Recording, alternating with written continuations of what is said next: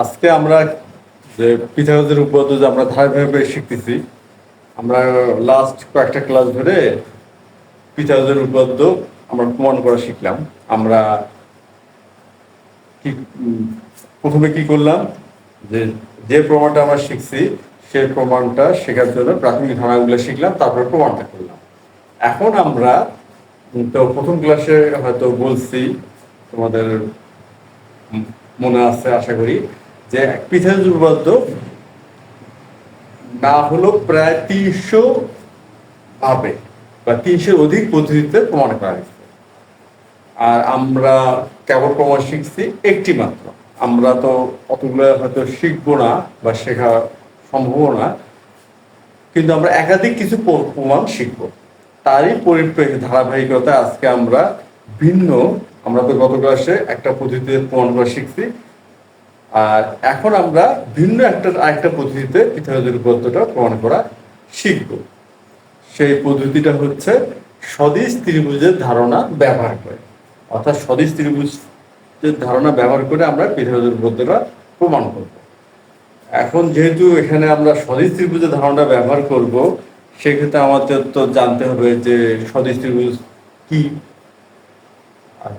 আমরা যখন সদিশ ত্রিভুজের ধারণাটা খুব ভালোভাবে জানবো, তখনই তো আমরা প্রমাণটা ভালোভাবে করতে পারবো বা শিখতে পারবো। তাহলে আমরা আজকে আলোচনা করি সদিশ ত্রিভুজটা কি, এবং এর পরবর্তী ক্লাসে আমরা সদিশ ত্রিভুজের ধারণা ব্যবহার করে প্রমাণটা করব। সদিশ ত্রিভুজ,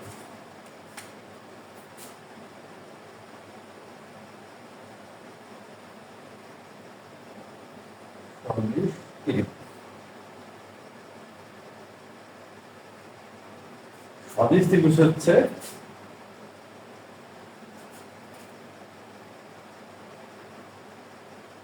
একই রকম দেখতে।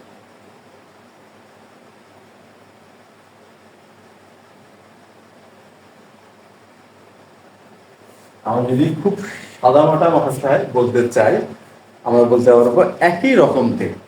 যেমন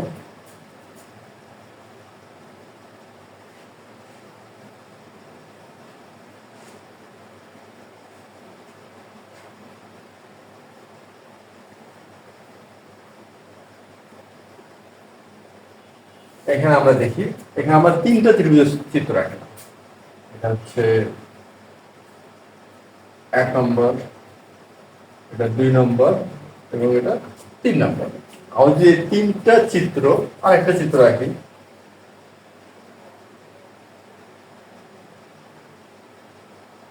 4 নম্বর। এই যে আমরা চারটে চিত্র দেখতেছি, চারটে চিত্র যদি আমরা খেয়াল করি, একই রকম দেখতে কোন কোন ত্রিভুজগুলো, চারটে তো ত্রিভুজ, চারটে ত্রিভুজ কিন্তু একই রকম দেখতে কোন রকম, 1 2 3 4, এগুলোর মধ্যে একই রকম কোনগুলো।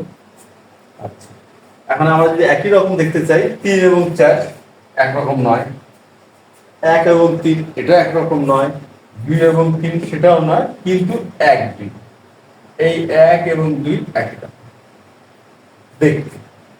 হয়তো আকারে ছোট অথবা বড়, যেমন 1 নম্বরটা ছোট, 2 নম্বরটা বড়, কিন্তু দেখতে মোটামুটি একরকম। 3 এবং 4 এটা কোনোটার মতো নয়। আর চারটে মিলে যদি দেখি, তাহলে 1 আর 2 একরকম, 3 আর 4 ভিন্ন।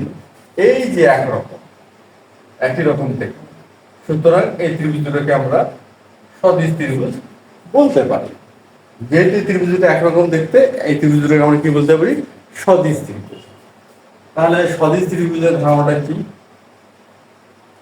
আকৃতি বা শেপ,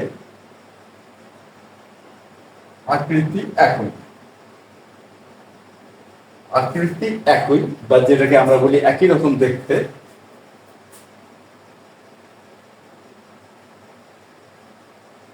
আকার, আকার একই হতে পারে, যেমন এটা মোটামুটি একই রকম হতে পারে, আবার ভিন্ন হতে পারে। এটা হলো 5, 3 2 আর 5 মোটামুটি আকার একরকম, কিন্তু 1 এবং 2 ভিন্ন। তাহলে আকার একই অথবা ভিন্ন।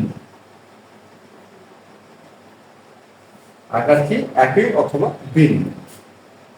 তা এই যে যেটা আমরা দেখলাম একই রকম দেখতে অর্থাৎ আকৃতি একই এবং আকার একই অথবা ভিন্ন, এই বৈশিষ্ট্যগুলো যদি যেসব ত্রিভুজের মধ্যে আমরা পাবো ওই ত্রিভুজগুলোকে পরস্পরের সদিশ ত্রিভুজ বলবো।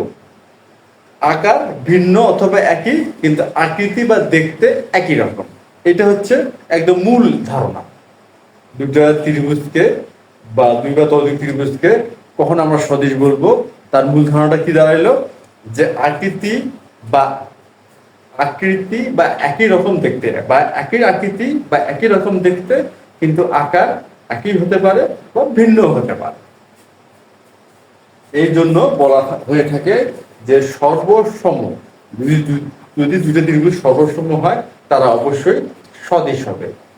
কারণটা কি, তারা আকৃতি দেখতে একই রকম আবার আকারও একই, তাহলে সর্বসম ত্রিভুজ অবশ্যই সদিশ হবে।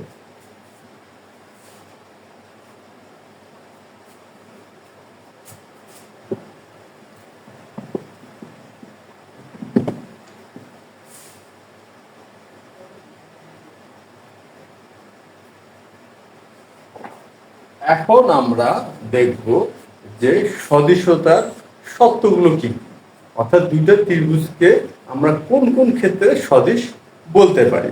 আমরা এখন শিখলাম সদিশতার ধারণা, এখন শিখব সদিশতার শর্ত।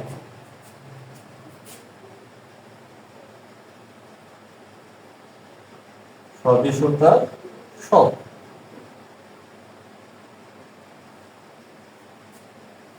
এটা হচ্ছে এক, কোণ সমান হবে।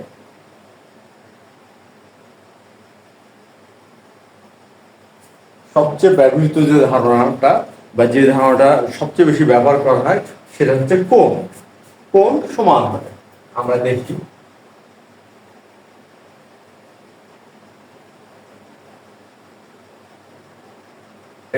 এটা হচ্ছে A B C D E F, এই দুটো ত্রিভুজ। এখন এই ত্রিভুজ দুটো কোণ যদি সমান হয়, অর্থাৎ কোণ এ সমান কোণ ডি, কোণ বি সমান কোণ ই, যেহেতু কোণ এ এবং কোণ ডি সমান, বি এবং কোণ ই সমান, সেহেতু তৃতীয় কোণটা অবশ্যই সমান হবে। কোণ সি সমান কোণ এফ যদি এমন হয় সেক্ষেত্রে ত্রিভুজ দুটোকে আমরা সদিশ বলতে পারবো। আর দুই নম্বর,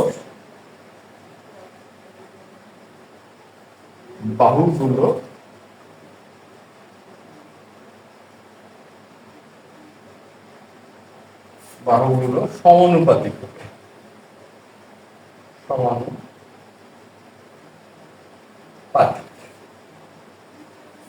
আচ্ছা, বাহুগুলো সমানুপাতিক কথার অর্থ কি? কথাটা হচ্ছে আমি যদি এ বি কে ই দিয়ে ভাগ করলাম সাপোজ, তারপর এসি ভাগ ডিএফ সমান সমান বিসি ভাগ ইএফ। এই প্রতি ক্ষেত্রে যদি এই ভাগফলগুলো সমান হয় অর্থাৎ বাহুগুলো সমানুপাতিক, তার মানে হচ্ছে এই ত্রিভুজের এ বি কে ভাগ এ বি হচ্ছে ডি, আর বিসি ভাগ হচ্ছে ইএফ, আর এসি ভাগ হচ্ছে ডিএফ। এই ভাগফলগুলো যদি প্রতি ক্ষেত্রে সমান হয়, কি হয়, প্রতি ক্ষেত্রে সমান হয়, সেক্ষেত্রে ত্রিভুজদ্বয় সদিশ হবে। তাহলে আমরা প্রধান দুইটি বৈশিষ্ট্য দেখলাম, কোণ সমান হলে আর বাহুগুলো সমানুপাতিক হলে ত্রিভুজদ্বয় সদিশ হয়।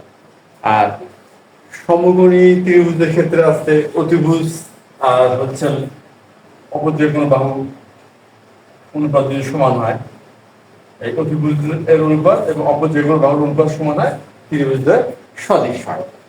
এই দুটো কারণই হচ্ছে সবচেয়ে ব্যবহৃত বা প্রচলিত শর্ত, আমরা যেটা ব্যবহার করে দুটো ত্রিভুজকে সদিশ প্রমাণ করি।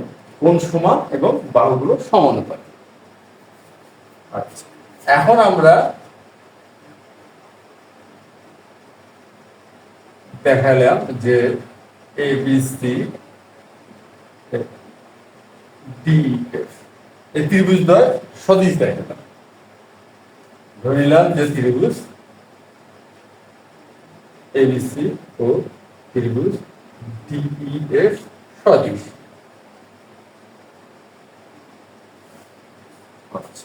কেন আমরা এ সমান ডি আর হচ্ছে বি সমান ই আর সি সমান এফ, সুতরাং ত্রিভুজদ্বয় সদিশ। এখন আমরা দেখবো যদি দুটি ত্রিভুজ সদিশ হয় সেক্ষেত্রে কি ধরনের সিদ্ধান্ত নেওয়া যায়। দুটি ত্রিভুজ সদিশ হলে দুটি ত্রিভুজ সদিশ হলে অনুরূপ ভর অনুপাত সমান। অনুরূপ বাহুর অনুপাত সমান হয়। যদি দুটো ত্রিভুজকে আমরা সদিশ অর্থাৎ এবিসি আর ডিএফ যদি সদিশ আমরা বলতে পারি, সেই ক্ষেত্রে আমরা এই সিদ্ধান্তটা নিতে পারবো যে এদের অনুরূপ বাহুর অনুপাত সমান হয়। এখন আমরা দেখব অনুরূপ বাহুটা কি।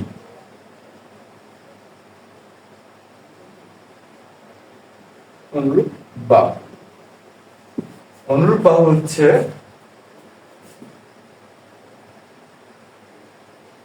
সমান সমান কোণের বিপরীত বাহু। বিপরীত বাহু কি হচ্ছে? অনুরূপ বাহু হচ্ছে সমান সমান কোণের বিপরীত বাহু। এই বিষয়টা আমরা একটি চিত্রের সাথে বোঝার চেষ্টা করি। যেমন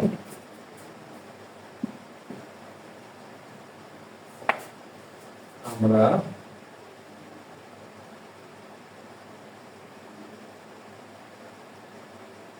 এ B C D E F, এখন আমরা ধরে নিলাম যে কোণ এ আর কোণ বি সমান, কোণ বি আর কোণ ই সমান।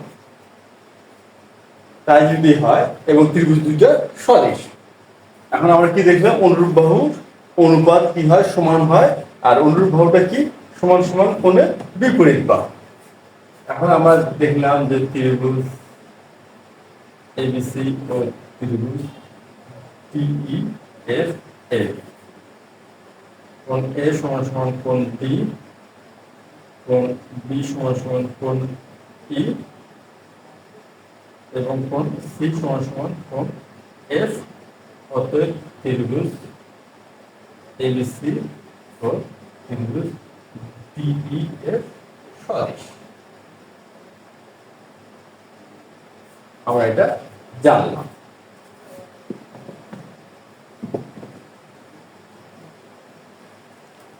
আমরা এটা প্রমাণ করি, সুতরাং আমরা বলতে পারবো ওকে। এখন আমরা যে কোণ এ, কোণ এর বিপরীত বাহু কি? কোণ এর বিপরীত বাহু হলো বিসি, বিসি। আর কোণ ডি, কোণ ডি এর বিপরীত বাহু হলো ইএফ, ইএফ। কোণ বি, কোণ বি এর বিপরীত বাহু হলো এসি। আর কোণ ই, কোণ ই এর বিপরীত বাহু হলো ডিএফ। কোণ সি, কোণ সি এর বিপরীত বাহু হলো এবি। আর কোণ এফ এর বিপরীত বাহু হচ্ছে ডিই। আমরা এই সিদ্ধান্ত নিতে পারি। আমরা যেটা প্রথমে বললাম যে দুটো ত্রিভুজ সদিশ হলে তাদের অনুরূপ ভর অনুপাতগুলো সমান হয়, এই সিদ্ধান্তটা নেওয়া যায় বা এই ধারণাটা দাঁড় করানো যায়। আর অনুরূপ বাহু বিষয়টা কি? সমান সমান কোণের বিপরীত বাহু। তাহলে কোণ এ এবং ডি যেহেতু সমান এবং এ কোণের বিপরীত বাহু হলো বিসি আর ডি কোণের বিপরীত বাহু হলো ইএফ, বি এর এসি, ই এর হচ্ছে ডিএফ, সি এর হচ্ছে এবি এবং এফ এর হচ্ছে ডিই। আমরা তাহলে এই সিদ্ধান্তটা নিতে পারি। এই গেল আমাদের আজকের আলোচনার মূল বিষয়।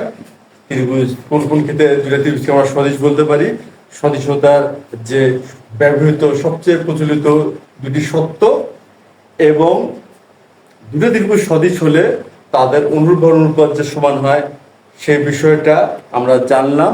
এবং অনুরূপ বাহুর অনুপাত বলতে কি বোঝায়, বা অনুরূপ বাহুটা আসলে কি, সমান সমান কোণের বিপরীত বাহুর অনুরূপ বাহু হয়, এবং তাদের অনুপাতটা কি করে লেখা যায় বা সমীকরণটা দাঁড় করানো যায়, সেটা আমরা মোটামুটি আজকে ভালোভাবেই বোঝার চেষ্টা করলাম। আগামী ক্লাসে আমরা যেটা করব, যে এই যে আজকের ধারণাটা আমরা ব্যবহার করে মানে কোনো সমকোণী ত্রিভুজের ক্ষেত্রে পিথাগোরাসের উপপাদ্যটা প্রমাণ করব। তো আজ এই পর্যন্তই। আগামী ক্লাস দেখার আমন্ত্রণ জানিয়ে আজকে আমরা এখানেই শেষ করছি। ধন্যবাদ তোমাদের সবাই।